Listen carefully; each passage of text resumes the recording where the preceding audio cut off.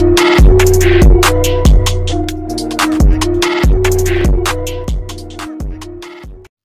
Guys, welcome to my new video Terraform providers. तो ये second part है। First part में मैंने क्या कवर किया था वो मैं ओवरव्यू दे देता हूँ। तो फर्स्ट पार्ट में मैंने काफ़ी डीप में आपको डेमो दिया था, प्रैक्टिकल एग्जांपल दिए थे कि कैसे AWS के प्रोवाइडर्स को यूज़ करते हैं, कैसे एज्योर के प्रोवाइडर को यूज़ करते हैं, कैसे गूगल के प्रोवाइडर को यूज़ करते हैं, राइट। तो पिछली वीडियो मैंने जस्ट डिस्कस किया था वो प्रोवाइडर जिनका ऑफिशियल टेराफॉर्म सपोर्ट प्रोवाइड करता है। थर्ड पार्टी जो प्रोवाइडर होते हैं लाइक आपका बिटबकेट है, गिटहब है, व्हाटएवर जो भी आपको मैंने ऑफिशियल वेबसाइट पे दिखाया था कि 996 प्रोवाइडर सपोर्ट करता है। तो कुछ ही उसमें से ऑफिशियल सपोर्ट प्रोवाइड करता है टेराफॉर्म, और जो बाकी वो थर्ड पार्टी सपोर्ट प्रोवाइड करता है, राइट। तो हमने थर्ड पार्टी का कोई एग्जांपल नहीं लिया था। तो अच्छी अंडरस्टैंडिंग के लिए मान लो रिक्वायरमेंट पड़ती है तो हमारी, तो हमें थर्ड पार्टी के प्रोवाइडर्स को भी यूज करना आना चाहिए, करेक्ट। तो उसके लिए मैं आपको आज डेमो देने वाला हूँ कि थर्ड पार्टी प्रोवाइडर को हम कैसे यूज करते हैं और कैसे वो वैल्यूएबल और कैसे हम उनको इम्प्लीमेंट कर सकते हैं अगर रिक्वायरमेंट आती है तो, राइट। तो उसके लिए हम देख लेते हैं, हम गिटहब का एग्जांपल लेने वाले हैं, राइट। तो मैंने गिटहब नाम का एक फोल्डर क्रिएट कर लिया अपने डेस्कटॉप पे और github.tf की एक फाइल बना ली है और मैंने इसको ओपन किया है आपका कहाँ से, विजुअल स्टूडियो कोड से। आप दोबारा से एक बार ओपन कर सकते हो, वही सेम फाइल डेस्कटॉप पे मैंने बनाई है। तो आप अपने अकॉर्डिंग नाम कुछ भी रख सकते हो, depend on your requirement, right. मैंने गिटहब का बनाया और इसमें अभी कुछ राइट नहीं किया, बट एक बात ध्यान रहे, नाम कुछ भी रख दो गिटहब से कोई फर्क नहीं पड़ता, बट .tf एक्सटेंशन मैंडेटरी है, आपकी .tf एक्सटेंशन होनी चाहिए, अदरवाइज आपका टेराफॉर्म उसको अंडरस्टैंड नहीं कर पाएगा। तो उसको अंडरस्टैंडेबल बनाने के लिए आपको .tf एक्सटेंशन लगाना मैंडेटरी है, करेक्ट। तो अब हम राइट करते हैं कि गिटहब पे जो अपनी रेपोजिटरी है उसमें एक रेपोजिटरी, तो गिटहब जो हमारा वर्जनिंग कंट्रोल टूल है उस पर अगर कोई रेपोजिटरी क्रिएट करनी है तो कैसे करेंगे, राइट। तो लेट्स सी, एक बार गूगल कर लेते हैं कैसे करना है। तो क्या करना है आपको, टेराफॉर्म गिटहब प्रोवाइडर या फिर टेराफॉर्म गिटहब प्रोवाइडर के नाम से सर्च करना है, राइट। तो जो पहला लिंक आएगा उसको ही ओपन कर लेते हैं, लेट्स सी। हाँ राइट, तो करेक्ट, यही गिटहब का प्रोवाइडर्स है। तो गिटहब के प्रोवाइडर्स में जो भी आपको रिसोर्स क्रिएट करने उनसे पूरी रिलेटेड जो भी इंफॉर्मेशन होगी आपको, वेल मैनेज डॉक्यूमेंट, मैंने कल भी बताया था काफ़ी अच्छे से, जितने भी प्रोवाइडर्स हैं उनके पूरे पॉइंट टू पॉइंट आपको डॉक्स लगभग यहाँ पे अच्छे तरीके से वेल मैनेज मिल जाएंगे। आपको कहीं पे भी सर्फिंग करने की रिक्वायरमेंट नहीं पड़ेगी, आई थिंक, राइट। तो सबसे पहले जो हम करते थे, पहले मैं आपको दिखा देता हूँ एक बार थोड़ा। तो गिट टेराफॉर्म रजिस्ट्री ओपन कर लेते हैं, टेराफॉर्म रजिस्ट्री। तो टेराफॉर्म रजिस्ट्री में सबसे पहले हम क्या करते थे, तो सबसे पहले बेसिक चीज का हमें पता होना चाहिए कि जैसे हमारे पास जब प्रोवाइडर डिफाइन करते थे, ऑथेंटिकेशन का मेथड क्या करते थे, क्योंकि जब तक आप ऑथेंटिकेट नहीं कर पाओगे तो आप रिसोर्स कैसे बिल्ड कर पाओगे। देखो, अगर मैंने मान लो कि सपोज जैसे EC2 पे जब टेराफॉर्म था, तो टेराफॉर्म के कंसोल पे हम लॉगिन करने के लिए अपने क्रेडेंशियल स्टैटिक की या फिर जो भी अपनी एक्सपोर्ट करते थे, व्हाटएवर जो वे था, हम अपने टेराफॉर्म के कोड में डिफाइन करते थे, राइट। तो इसी तरह से गिटहब के कंसोल पे लॉगिन करने के लिए हमें एक वे चाहिएगा। वो वे भी देखेंगे कि यहाँ तक वो पहुंचेगा कैसे, पहले वो लॉगिन करने में एबल होगा तभी तो वो कुछ क्रिएट कर पाएगा, अदरवाइज वो क्रिएट ही नहीं कर पाएगा, राइट। तो अब हम देख लेते हैं टेराफॉर्म में हम AWS में हम कैसे ऑथेंटिकेट करते हैं, वो मैं आपको दिखा देता हूँ एक बार, लेट्स सी। तो मैंने उस टाइम पे भी दिखाया था आपको, देखो ऑथेंटिकेट करने के यहाँ पे जैसे स्टैटिक मेथड हमने यूज किया था पिछली वीडियो में, मैंने जब आपको दिखाया, राइट। तो इसी टाइप से कुछ ना कुछ मेथड यहाँ पे भी होगा, यहाँ पे टोकन बेस्ड मेथड होता है, राइट। उसको मैं आपको दिखाने वाला हूँ, बट आपको ऑथेंटिकेशन का एक मेथड मैं आपको बताने का पर्पज ये है मेरा कि हमें सबसे पहले उसके कंसोल पे लॉगिन करना पड़ेगा। देन अगर पहला स्टेप नहीं कर पाए, प्रॉपर्ली लॉगिन ही नहीं कर पाए, तो रिसोर्स कैसे क्रिएट कर पाएंगे, वो तो इम्पॉसिबल है, राइट।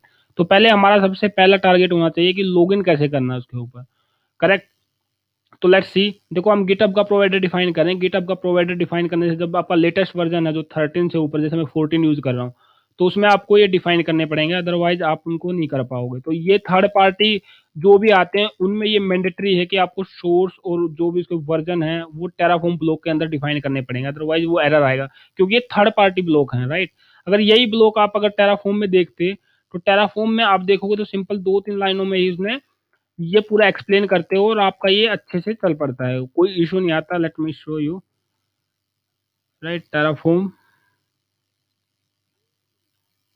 बट ये वर्जन स्पेसिफिक है, आपका किस वर्जन पे आप यूज कर रहे हो। जैसे मैं 13 प्लस यानी कि 14 यूज कर रहा हूँ, 13 कर रहे हो तो आपको डिफाइन करना मैंडेटरी है, रिकमेंडेड है, जो ऑफिशियल सपोर्ट है जिस क्लाउड के लिए। अदरवाइज जैसे 12 में आप नहीं भी डिफाइन करोगे तो आपका प्रॉपरली चलेगा। बट अगर मान लो थर्ड पार्टी आप कोई भी यूज कर रहे हो, जैसे गिटहब यूज कर रहे हो, अगर गिटहब में आपने ये डिफाइन नहीं किया तो आपको डेफिनेटली एरर आने वाला है, राइट। तो वो ब्लॉग मैं यहाँ कॉपी पेस्ट कर लेता हूँ जो भी था, राइट। जो आपको इसके अकॉर्डिंग जो भी चेंज करना वर्जन है जो आपका रिक्वायर्ड उससे अकॉर्डिंग आप चेंज कर सकते हो, राइट। दूसरा इसके बाद जब हमारा मतलब जो फॉर्मेट है टेराफॉर्म में डिफाइन करने का थर्ड पार्टी का वो हो गया, उसके बाद हमें प्रोवाइडर डिफाइन करना है, राइट। प्रोवाइडर क्या है अपना? प्रोवाइडर है गिटहब, राइट। स्पेलिंग एक बार चेक कर लेते हैं, गिटहब, करेक्ट। तो अब इसके अंदर हम क्या डिफाइन करते थे? इसके अंदर हम जैसे AWS में तो क्या करते थे, हमारा रीजन होता था, रीजन डिफाइन करते थे और हमारी की होती थी, तो की बेस ऑथेंटिकेशन करवाते थे, राइट। तो यहाँ पे किस बेस ऑथेंटिकेशन होने वाला है? टोकन बेस ऑथेंटिकेशन होने वाला। तो उसके लिए हमें गिटहब पे एक टोकन क्रिएट करना पड़ेगा और वो यहाँ पे देना पड़ेगा, उसके बाद ही वो ऑथेंटिकेट करा पाएगा, करेक्ट। तो लेट्स सी एक बार, जैसे मैंने अपने गिटहब के अकाउंट पे पहले ही लॉगिन कर रखा है, तो मैं आपको बताता हूँ कहाँ जाना है। आपको सेटिंग में जाना है, करेक्ट। सेटिंग में जाने के बाद आपको कहाँ जाना है? सेटिंग में जाने के बाद आपको जाना है डेवलपर सेटिंग में। डेवलपर सेटिंग में जाने के बाद देखो यहाँ पे आ गया आपको पर्सनल एक्सेस टोकन, करेक्ट। तो जनरेटेड टोकन, तो हमें क्या करके देखना है एक बार? हमें करके देखना है, ये पासवर्ड और आईडी डाल देता हूँ एक बार। तो हमें देखना करके एक बार रेपो क्रिएट, राइट। टेराफॉर्म के लिए करते हैं, नाम कुछ भी रख सकते हो आप अपने अकॉर्डिंग, वो रिक्वायरमेंट के ऊपर डिपेंड करता है, राइट। मुझे रेपो करनी है तो जो भी रेपो के नाम से हो सब कुछ दे दो एक बार। बट ऑफिस में ऐसा नहीं करते, ऑफिस में जो पर्टिकुलर आपकी मतलब रिक्वायरमेंट है उसके अकॉर्डिंग एक्सेस प्रोवाइड करते हैं। तो मैं यहाँ पे सिंपल बनाने के लिए कि एक्सेस डिनाइड कुछ एरर ना आए, तो उसके लिए मैं आपको ये एक्सेस सारे के सारे इसको प्रोवाइड कर रहा हूँ, राइट। तो टोकन मेरा जनरेट हो गया, तो कॉपी कर लेता हूँ, टोकन कॉपी, राइट। तो अब मैं यहाँ पे इस टोकन को पेस्ट कर देता हूँ, करेक्ट। तो मेरा क्या हो गया? तो अथेंटिकेशन का जो भी मतलब मेथड था टोकन बेस, वो मैंने यहाँ पे कॉपी कर दिया है। तो पहला हमारा मेथड क्या होता था कि प्रोवाइडर को डिफाइन करना था कि वो उसके रिस्पेक्ट में प्लग इन डाउनलोड करे और वो प्रॉपरली उससे इंटरेक्ट कर पाए, करेक्ट। तो हमारा पहला स्टेप हो गया कंप्लीट। दूसरा स्टेप क्या है? आपको रिसोर्स क्रिएट करने होते हैं, राइट। रिसोर्स क्या क्रिएट करना है? उसके लिए आपको मान लो रेपो क्रिएट करनी है, तो याद करने की कोई रिक्वायरमेंट नहीं है आपको।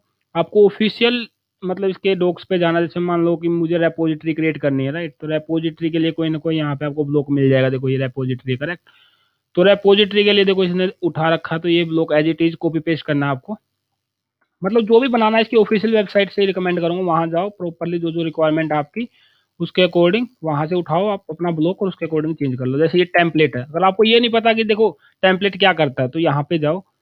तो ऑफिशियली वेबसाइट पे मैं बता रहा हूँ आपको वेल मैनेज डॉक्यूमेंट, देखो यहाँ पे सब कुछ मिलेगा आपको कि कौन सा तो मतलब ऑप्शनल है, कौन सा आपका रिक्वायर्ड। देखो अगर रिक्वायर्ड टेम्पलेट ही देख रहे थे हम, टेम्पलेट देखता हूँ मैं कहीं है, तो इस टेम्पलेट देखो ऑप्शनल है, तो राइट। तो ऑप्शनल इसको अगर हम लगाएंगे भी या ना लगाएं, अगर मान लो मैं हटा भी देता हूँ तो इससे कुछ एरर नहीं आने वाला, करेक्ट। तो वो आपकी मैं बता रहा था रिक्वायरमेंट के ऊपर डिपेंड है कि आपकी क्या रिक्वायरमेंट है। जैसे अभी विजुअलिटी है, मतलब अगर मान लो आपको पब्लिक रेपोजिटरी क्रिएट करनी है, मान लो कि तो पब्लिक प्रोवाइड करो। अगर मान लो मुझे प्राइवेट करनी है तो मैं प्राइवेट रेपोजिटरी को मतलब कोई एक्सेस ना कर पाए, राइट। डिस्क्रिप्शन भी आपका मैंडेटरी मतलब नहीं होता, उसको भी आप ऑप्शनल में काउंट कर सकते हैं, अगर चाहो तो आप हटा सकते हैं उसको, कोई एरर नहीं आने वाला, राइट। बट यहाँ से एक बार जब भी कुछ भी बनाओ, ऑफिशियल की बात कर रहा हूँ मैं, वैसे तो अब टेस्टिंग के लिए तो कोई बड़ी बात नहीं है, कुछ भी हटा लो लगा लो। बट ऑफिस में एक स्टैंडर्ड वे से होता है, तो वहाँ ये डॉक्यूमेंट पढ़ के देखो ऑफिशियल ऑफिस ऑप्शनल, तो हटा भी दोगे तो कुछ एरर नहीं आएगा। बट एज ऑफ नाउ मैं थोड़ी अंडरस्टैंडिंग के लिए इसको रख के चल रहा हूँ, राइट। तो कुछ भी, और अब आपकी रेपोजिटरी का नाम देना है, करेक्ट। मेरी रेपोजिटरी का नाम मान लो कि टेराफॉर्म डेमो रख लेता हूँ मैं, करेक्ट। तो मेरा रेपोजिटरी का मैंने नाम रख लिया, तो मेरा क्या हो गया, मैंने पूरा ब्लॉक अथेंटिकेशन मेथड जो वर्जन है थर्ड पार्टी का या जो भी मुझे कॉल करना है, तो उसका ब्लॉक डिफाइन कर लिया, जो रिसोर्स क्रिएट करना उसका ब्लॉक डिफाइन कर लिया। तो मैंने कल आपको एक बार मतलब एक बार 10 बार वो चीज बताई होगी, जब भी कोई प्रोवाइडर आप डिफाइन करो तो प्रोवाइडर डिफाइन करते ही सबसे पहला टास्क आपका क्या होना चाहिए?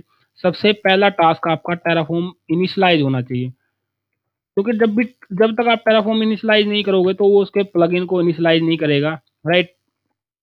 तो चलो एक बार हम देख लेते हैं, तो लेट्स सी कि हम चलते हैं डेस्कटॉप पे और गिटहब में जो हमने फोल्डर बनाया था, तो view show all older folders dot terraforms. देखो यहाँ पे प्रोवाइडर्स में गिटहब का आपको प्रोवाइडर्स मिलना चाहिए इंटीग्रेशन के अंदर गिटहब, राइट। तो गिटहब पे जो वर्जन आपने डिफाइन करता है वो वर्जन आपके अकॉर्डिंग टू रिक्वायरमेंट यहाँ पे होगा, करेक्ट।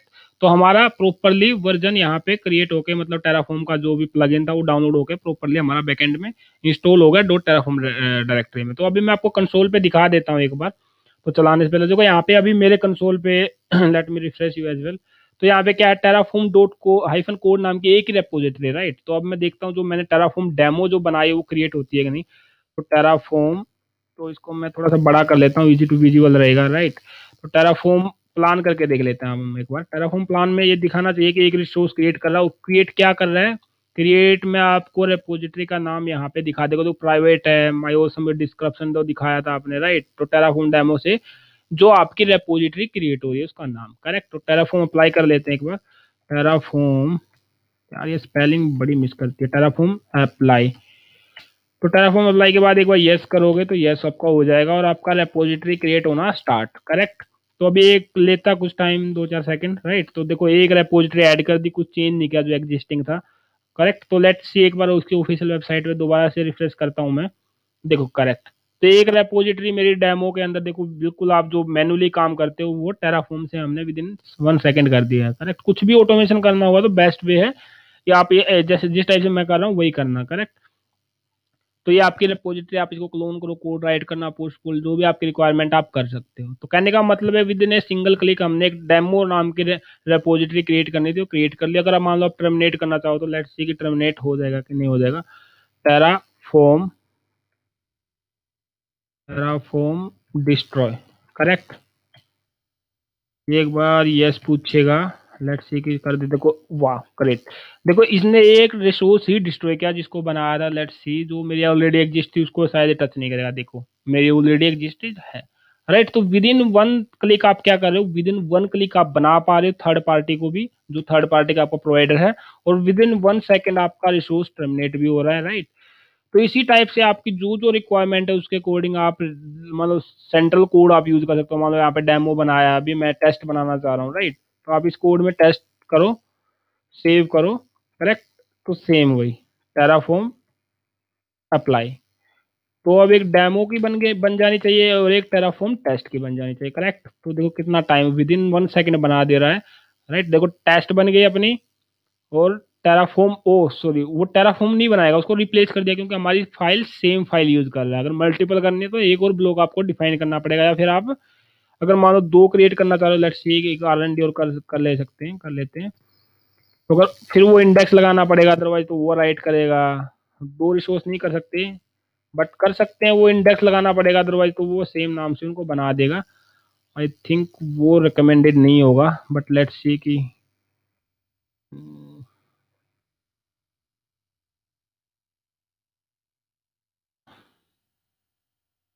वैसे ज़्यादा हो रहा है, मैं बाद में बता भी नहीं, कोई बात नहीं है। लेट्स सी के बाद कुछ एरर दिखाता है कि क्या करता है ये, नहीं करने दे रहा, राइट। कोई कोई इशू नहीं है, हम आगे देख लेंगे, राइट। क्योंकि ऑलरेडी एग्जिस्ट है तो इसलिए क्रिएट नहीं कर रहा। और पैरा काउंट वाला भी पैरामीटर हो सकता है कि मतलब जो गिटहब है थर्ड पार्टी प्रोवाइडर उसमें कुछ और नाम से मतलब यूज हो रहा हो, बट वो हम बाद में देख लेंगे, नोट इशू, राइट। तो मतलब कहने का अभी जो मेन मोटिव अपना था वो मेन मोटिव था एक रेपो क्रिएट करना और उसको टर्मिनेट करना। तो हम टेराफॉर्म के जो थर्ड पार्टी प्रोवाइडर है उनको भी अच्छे से वेल मैनेज कर पा रहे हैं, करेक्ट। तो आई होप आपको ये वीडियो अच्छा लगा होगा। थैंक यू फॉर वॉचिंग, मिलते हैं नेक्स्ट वीडियो में।